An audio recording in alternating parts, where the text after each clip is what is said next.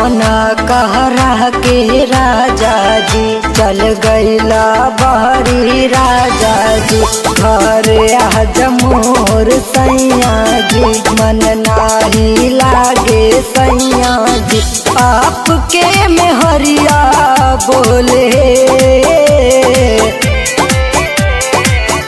तोहरे ला साउख सिंगार करी तोहरे ला राजा मारिले।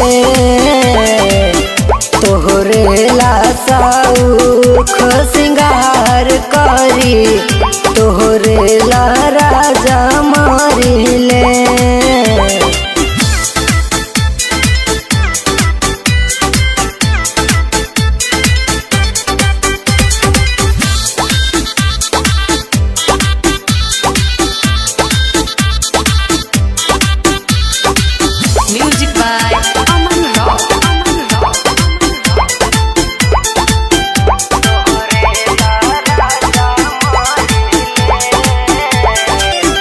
रोज सपनावा में तोहरा के देखी राजा कहिया ले आवह तारे रहिया नी रेखी राजा।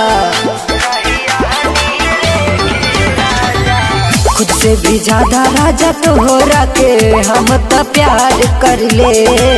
शौक सिंगारिए सुनाए सैया तोहरे ले हम कर ले। सुबह सुबह तोहके देख ले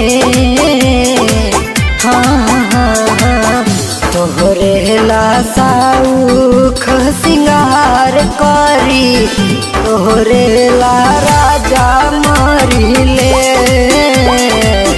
तोहरे ला साउख सिंगार करी तोहरे ला जी मारिले।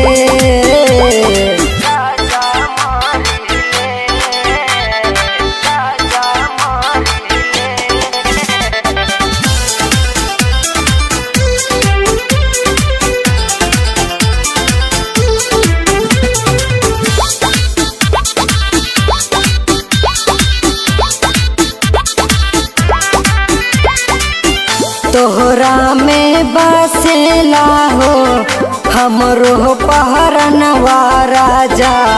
तोहरा ला सुखा बाटे हाथ के कंगनवा राजा।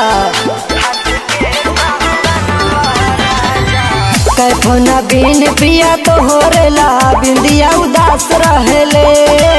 पड़ा था सीख पिया तोहरे पे कैसे बर्दाश्त करिले। दीपक के मनवा डोले हाँ तोहरे ला साउख सिंगार करी तोहरे